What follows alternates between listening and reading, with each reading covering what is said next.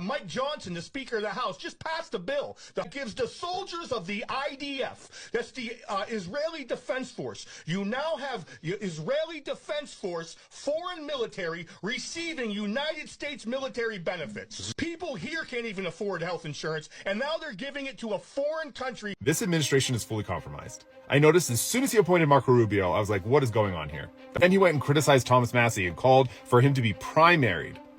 That was a huge red flag. Thomas Massie's introducing a new bill in Congress. It's called the Dual Loyalty Disclosure Act, H.R. 2356. This is to disclose anyone running for political office, especially in Congress, to publicly reveal if they have dual citizenship, which is dual loyalty, with the foreign country. Why do this? Because a lot of our Congress actually has dual citizenship with a foreign country, with one foreign country in particular. And it's no wonder why our Congress is always voting against our own American self-interest and for the favoritism of a foreign country. Now, this act does not make it illegal to be a dual citizen while in politics, because something like that's too much and it'll never pass Congress, which is full of the dual citizens. So this act just exposes them. It forces them to reveal that they have dual citizenship, which with the public knowing about it, it makes it harder for them to win the next time at the ballot box. And they do hide their dual citizenship. They do this to hide their infiltration. So we definitely need this, and Thomas Massie is a hero for it. I don't want to see an Israeli flag. I want to see single loyalty to the United States of America. Tell me about the Dual Loyalty Disclosure Act. Yeah, we swear an oath to the Constitution. And the question is, if you're a citizen of two countries, which oath are you taking more seriously? Or can you take them both seriously? Look, I would prefer that people with dual citizen have to renounce their citizenship in the other country before they run. But at a minimum, we should do what the bill I introduced does, which is require candidates for federal office to disclose whether they have dual citizenship and which countries they may have citizenship in.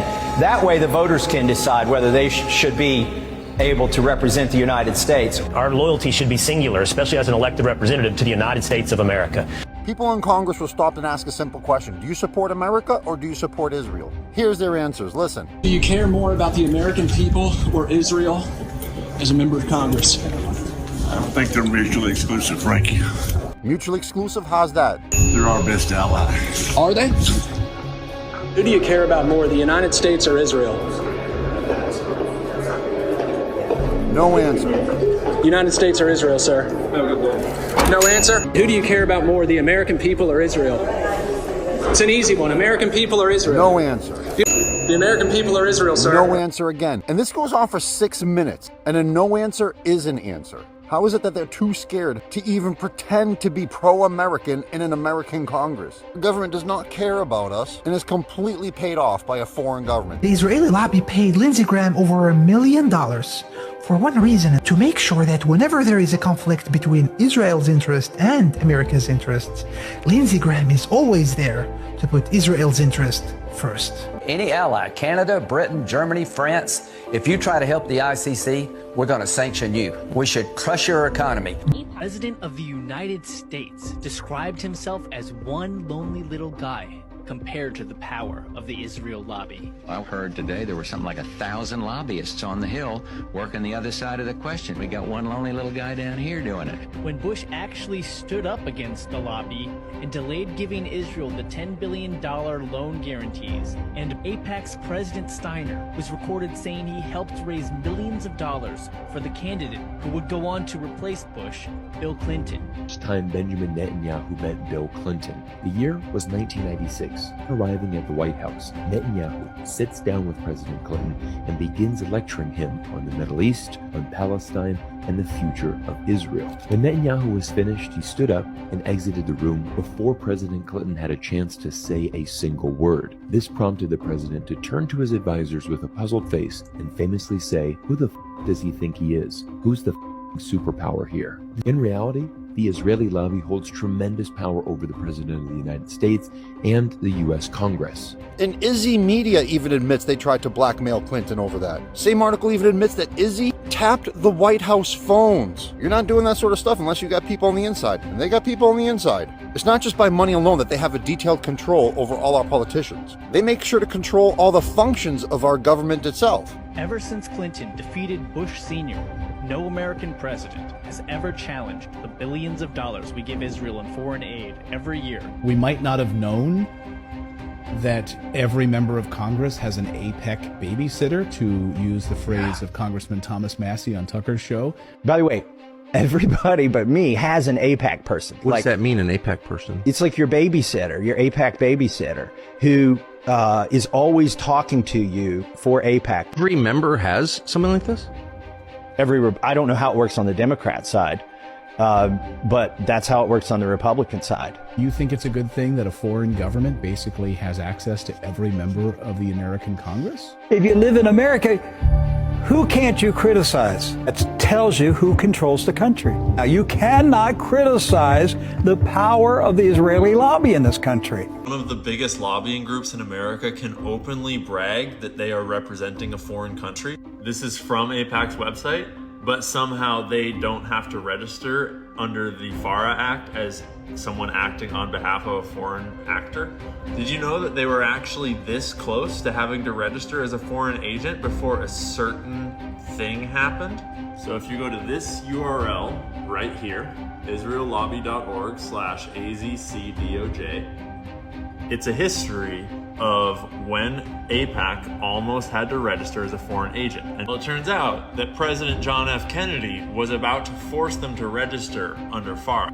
And back in June and July of 1963, the federal government was nearing a decision requiring the American Zionist Council registering as an agent of the Israeli government. Americans of whatever faith believe firmly that America is their country and America alone. The Zionist lawyer, Mr. Lenvin, advised that public registration would be injurious to the American Zionist Council. And by October of 1963, they were saying things like forms are enclosed for the use of the American Zionist Council in registering under the Foreign Agents Registration Act.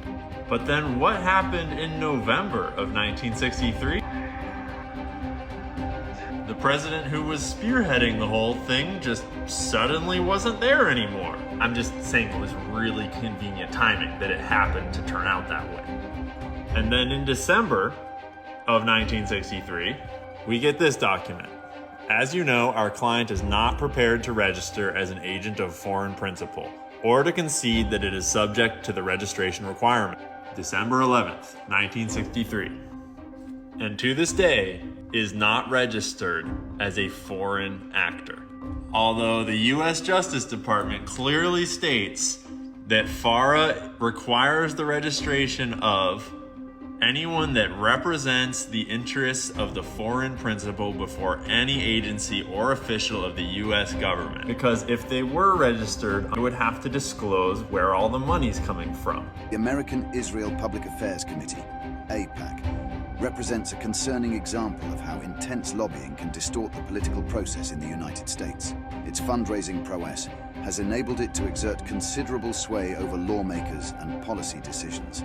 6 out of 7 members of the task force assigned to declassifying federal secrets actually work for AIPAC. Wow, so that guarantees the only government secrets that are going to be released are going to be non-Izzy related ones, such as how much Izzy bribes and controls our politicians. How much exactly does AIPAC control our politicians? By money. They control our politicians because Izzy controls our media and who they give good press, bad press to, and commercials to. They try to get me to write a white paper as a candidate, for instance, for Congress. They almost get on what? On Israel, and I wouldn't do it. And they said, why? And I'm like, I don't do homework for lobbyists, right? What did they say? They said, oh, well, here, just copy Rand Paul's term paper and put your name on it. We'll accept that. And I'm like, no, I'm still not cribbing somebody else's homework to do homework. I'm not turning in my homework for you. And what? I mean, you're laughing, but I may be the only Republican in Congress who hasn't done homework for AIPAC. And it's just, what it is, it's conditioning. They want you to do something very simple and benign and, for them. They don't really grade your term paper.